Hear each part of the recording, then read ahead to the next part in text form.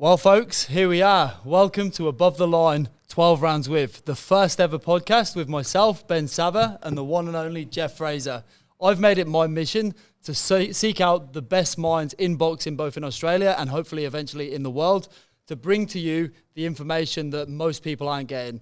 I noticed along the way that we always see interviews with the boxers and the promoters, and we often miss out the people that are carrying the most information, and that is the coaches.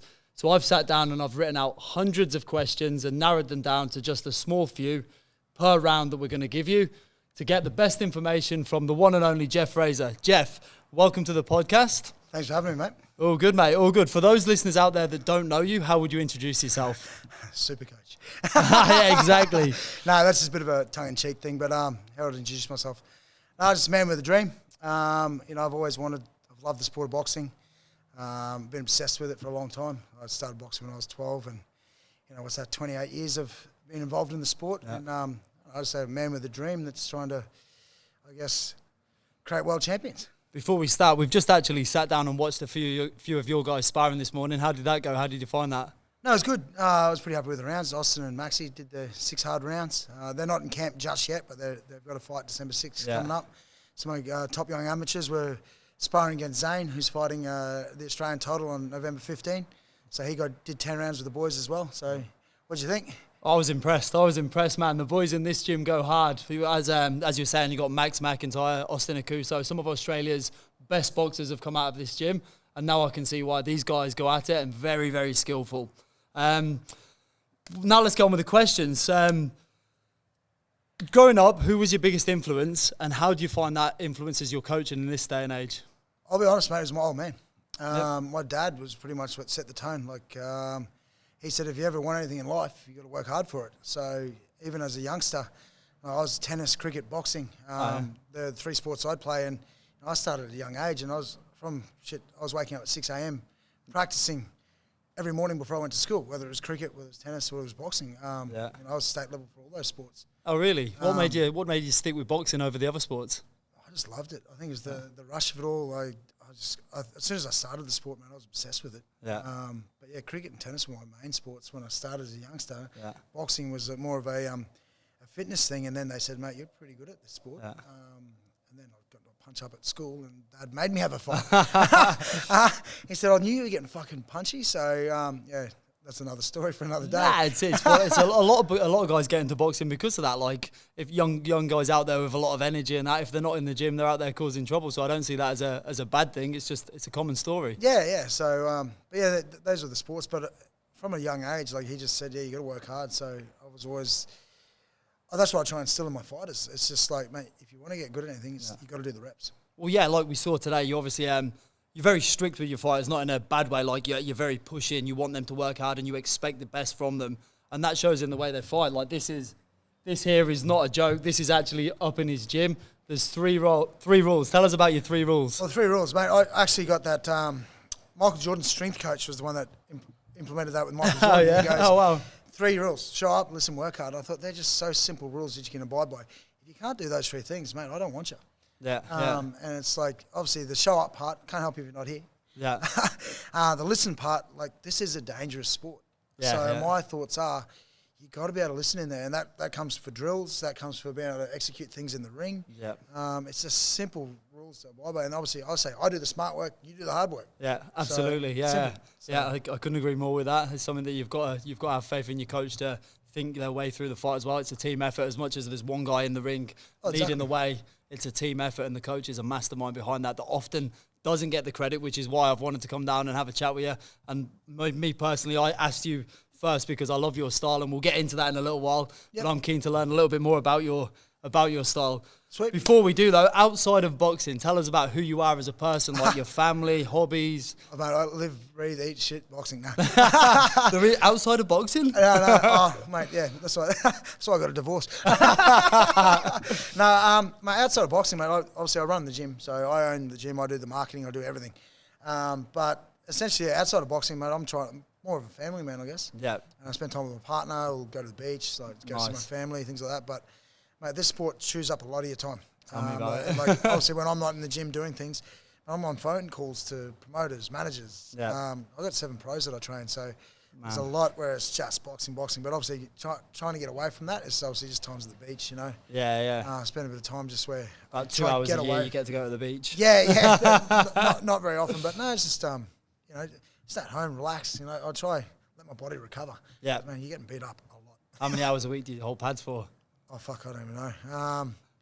I'll try and minimise it a little bit just so I can save my elbows. But if I was to count daily, I'm probably doing 2 hours of pads a day. Tough gig. That's why I do the flow, because it's more. It saves my elbows. Yeah. They can hit a bag hard, man. 100%. Yeah. So, power shots are for the bag. But insanely, I see these guys sometimes holding pads and they're practicing like full power swings. I'm like, what are you doing? Oh mate, yeah, that's it.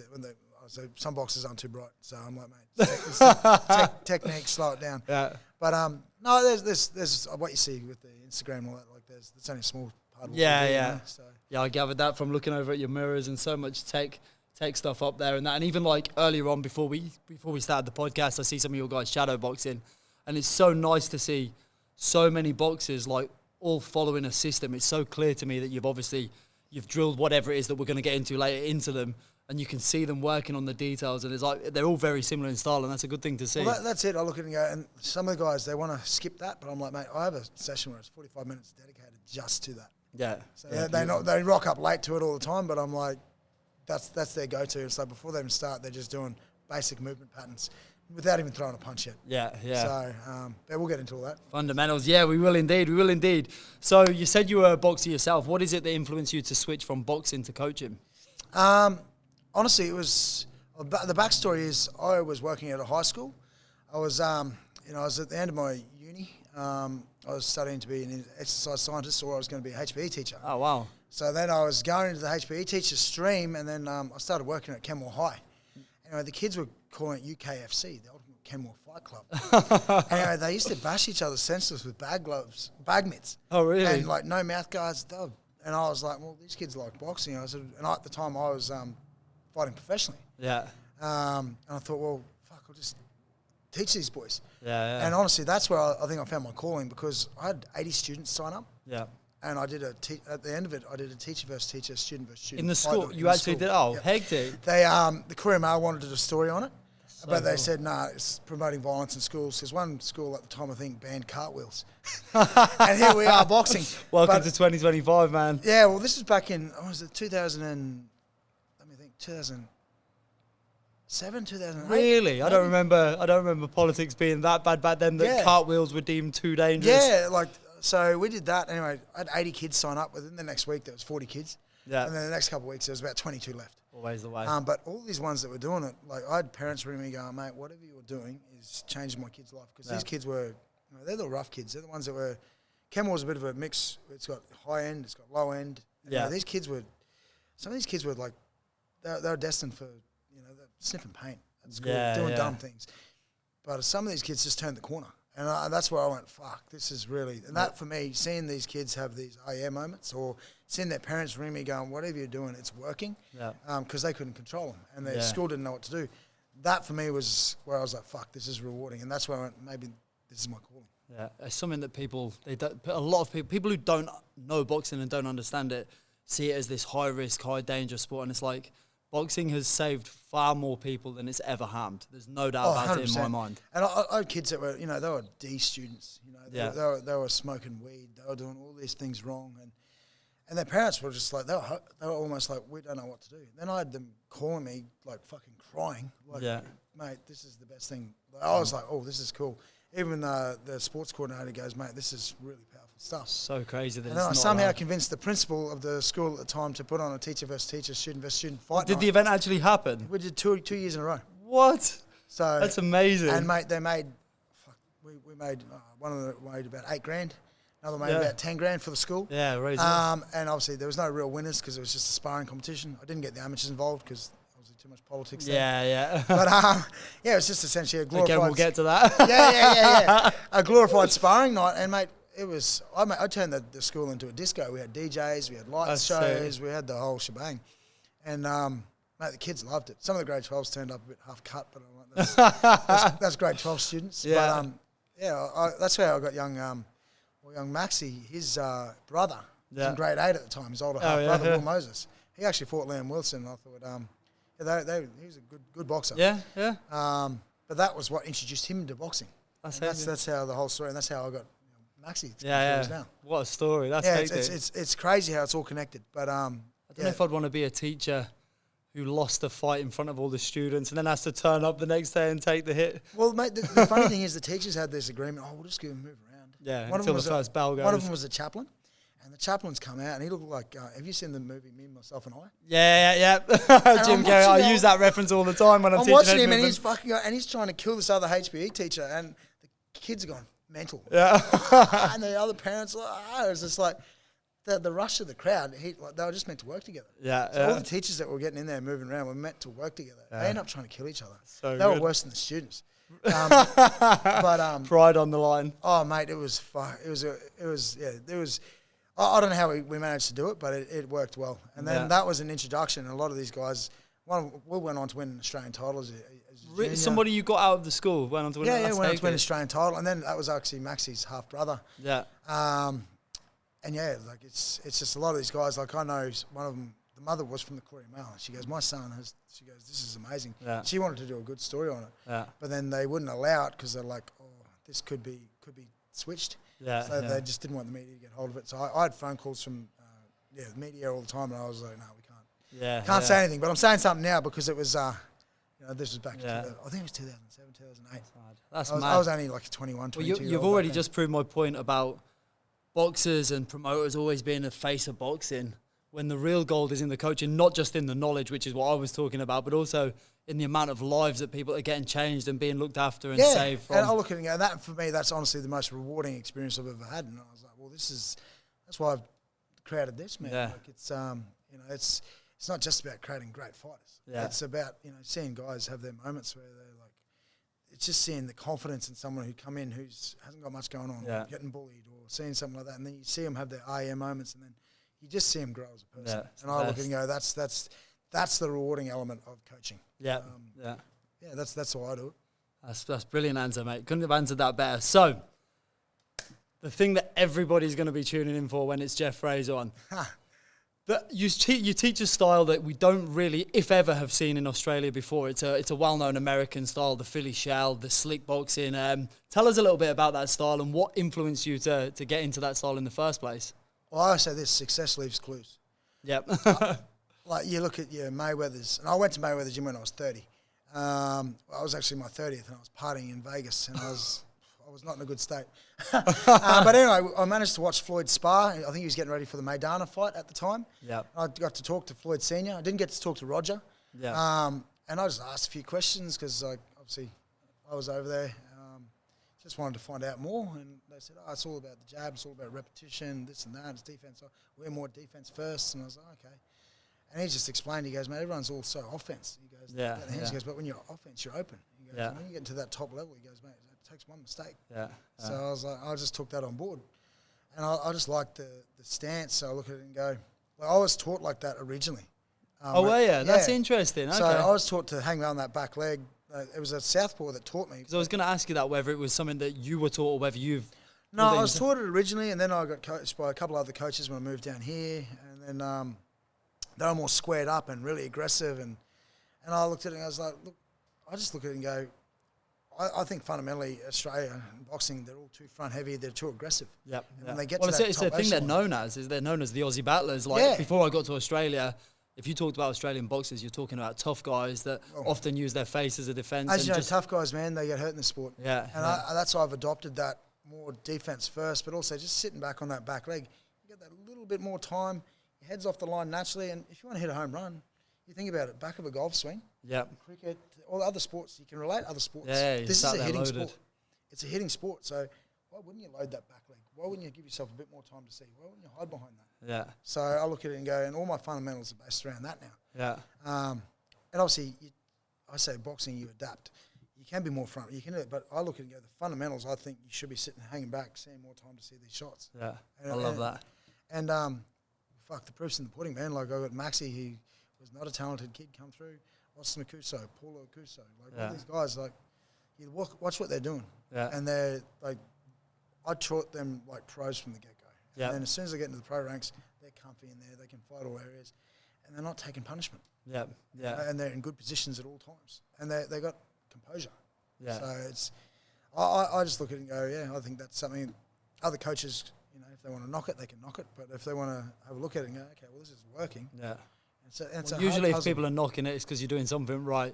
Oh, I'm sure there's... the old Aussie way, the Australian way. Like, if you start achieving things, let's drag this fucker down. Yeah, mate, it's not... Believe me, it's England as well. I think it's a worldwide I think might be it's a Western culture thing. But I find in America, they back each other a bit more. You do find that, yeah. I've noticed the same. Like, they're all cheerleading each other and they want to see people do well. So, yeah, maybe it's an English-Australian thing, I reckon. They knock you. But I don't know. If you're not getting hate, then you're not doing it right, I think. That's exactly what I say to people. So, before we finish up round one, and go into a practical element of it, I want to ask you a bold pick. Muhammad Ali prime, Mike Tyson prime. Who, how, and why? Well, for me, boxing's more mental, and I think Ali's mentally tougher than Tyson. Tyson is a front runner, he's a bully. But Tyson in his prime is something else. I'm going to say Ali. Yeah. I think Ali, I'll be honest, like Tyson, I was a massive fan. He was my favourite fighter when I was a kid growing up. But after I've understood the sport a bit more, I realised I'm going to have to say Ali. Yeah. Yeah. How does he do it? Points. Yeah. What is it? What is it? Late stoppage. Mindset or? It's more the mind. I think Tyson was mentally fickle. When Custer D'Amato had him, I thought he was almost unstoppable, unbeatable. But I look at it, the whole career as a whole, I'm going to say Ali. Yeah. Yeah. I think I probably agree with you on that one. Yeah. And to finish the round, are you happy to show me some of that famous pad work of yours? Ha!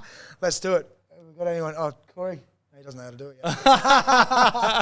Only once they've proven to me they've done the hard yards, then I'm like, all right, then they start to learn that stuff with me. Ah, sweet. But yeah, do you want to have a crack? Yeah, let's do it. Let's do it. Do you know how to do the flow? No idea. No. So essentially all it is, so the flow, essentially it's just, this is where a lot of guys get it wrong. They do their flow, but their head's on the line the whole time. Yeah. Essentially the way I teach it first is it's like you've slipped the jab, the uppercut comes, then a cross hook cross comes. So you go uppercut, so there, up, boom, bring it back, then cross, hook, cross, then you dip to the other side. Hook, cross, and back down, dip. Up, look at that, natural. So that's how you get it started first. And that's just to get your head from going from side to side. You watch Mayweather when he did it as a kid. You see him doing this. Well, there's videos of it all the time. You watch Roger do it, and it's just teaching him from weight transfer from side to side. Is that what it's more about? So I'm sitting on that side, punching through. Because you used to sit over this side for some of your shots, and then you go through. So it's like, but I can change hands when I do it, but, and I get a rhythm, and I'm like, pull back, hey. Oh, sorry. And then I just give them cues. But with my fighters, essentially, well, Max and the boys and Xavier and that, we just have a conversation. We're sitting there, so it teaches me, I'll give them cues when they're fighting, back foot up, this and that, slip, roll. We just have a conversation. We just start doing the flow pattern. Next thing I like is, we'll work on that a bit more. Yeah, okay, cool, pull back. Before you know it, we've thrown over like 450 punches in a round. And then we've thrown like 200 defensive moves. And what do you feel is the benefit? Is it the balance? It's the repetition and it's the cues. So then it's just turning offense, defense the whole time. And eventually, like, just to throw a punch, it's just your nervous system going, all right, pulling the trigger. Yeah. I can touch it, I can hit it hard. So then they can do different tempos, different speeds, different power. Yeah. You know, it's just the flow-on effect. And the whole time we're moving, adjusting, adjusting. I don't know if I'm ready to do the and then it's just like, you just go slip, roll. And eventually then he'll start calling shots. It's hard for them though, because they got to think on their feet, because they'll start telling me what to do. So they're directing me around. That's hectic. And that's the whole thing. It's a conversation in there. So then when they're fighting, we're having a conversation while they're fighting. That's it. Just pull back a little more. And then they're just the remote control car. Yeah. It's fucking cool. And the boys said to me, they said, mate, this shit's a game changer, because all of a sudden they can think and see and everything. They just feel something hit them, they're boom, boom, boom. And before they're gone. They're like, fuck, it works. I love that. So that's what I'm saying. There's success leaves clues. Boom. Success leaves clues. Clues, folks. Still punchy.